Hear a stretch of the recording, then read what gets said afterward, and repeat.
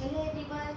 तो अब वास्कुलाइटिस में ही कल हमने जैसे पढ़ा था दो टॉपिक कर लिए, एक तो जाइंट सेल आर्थराइटिस और टाकायासो आर्थराइटिस, जो कि थे large cell large vessel vasculitis. अब बात करते हैं मीडियम वेसल वास्कुलाइटिस में, जिसमें मोस्ट कॉमन है पॉलीआर्थराइटिस नोडोसा, PAN, जिसको पेन भी बोलते हैं।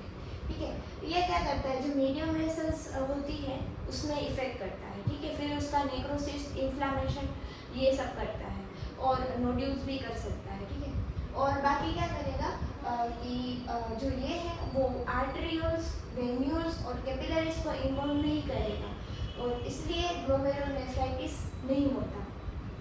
ठीक है, क्योंकि किडनी में ज़्यादातर ये सारी चीज़ें देखने को मिलती है। तो ये एक इसका क्लासिकल फीचर्स है कि ग्लोमेरुलोनेफ्राइटिस एब्सेंट होता है। फिर अब शुरू से देखते हैं, ANCA नेगेटिव, अंका नेगेटिव होता है। पहले तो necrotizing vasculitis of medium size muscular arteries को इन्वॉल्व करता है। और जो नेक्रोसिस होता है उसमें भी आपको पता होगा टाइप्स होते हैं, उसमें फाइब्रिनोइड नेक्रोसिस होता है। ठीक है, तो कोज उसमें क्या आएंगे, एक तो आइडियोपैथिक होता है और हेपेटाइटिस बी एसोसिएशन, ये क्लासिकल है। अराउंड 30% और जो केस है पॉलीआर्थराइटिस नोडोसा के, वो हेपेटाइटिस बी एसोसिएटेड है। लेस कॉमन होता है हेपेटाइटिस सी के साथ। हमने जो वास्कुलाइटिस का जो क्लासिफिकेशन था उसमें देखा था, तो उसमें हेपेटाइटिस बी एसोसिएशन होता है। फिर पैथोजेनेसिस तो इसको किसके द्वारा होगा, इम्यून कॉम्प्लेक्स मीडिएटेड डिजीज है। कॉमन फीचर्स में क्या आएंगे, कंस्टिट्यूशन, जो सब में फीवर, वेट लॉस, फटीगेबिलिटी, माइल्जिया, ये सारे होंगे। स्किन में क्या होगा, पर्प्यूरा होगा, नोड्यूल्स होंगे, लिवेडो रेटिकुलरिस हो सकता है। ठीक है, और न्यूरोलॉजिकल में ये क्लासिकल है। आपको जो मैं क्लासिकल को बाद में भी बताऊंगी। मोनोन्यूराइटिस मल्टीप्लेक्सा एक नर्व को इन्वॉल्व करेगा। पेरिफेरल न्यूरोपैथी के टाइप्स में ये सबसे कॉमन है।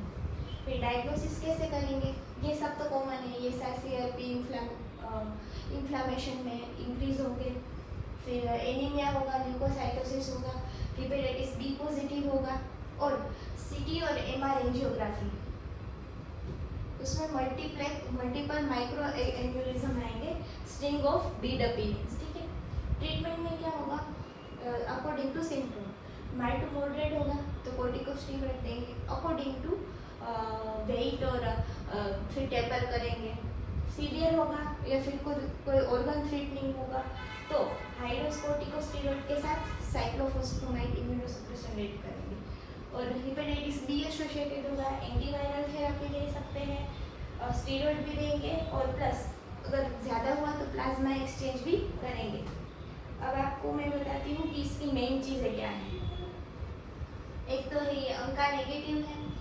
ठीक है, दूसरा है कि ये ग्लोमेरुलोनेफ्राइटिस नहीं कर पाता, जो प्रोपाइंस पूछते हैं वो। फिर हेपेटाइटिस बी एसोसिएटेड है, और मोनोन्यूराइटिस मल्टीप्लेक्स का क्लासिकल कैरेक्टरिस्टिक फीचर्स है।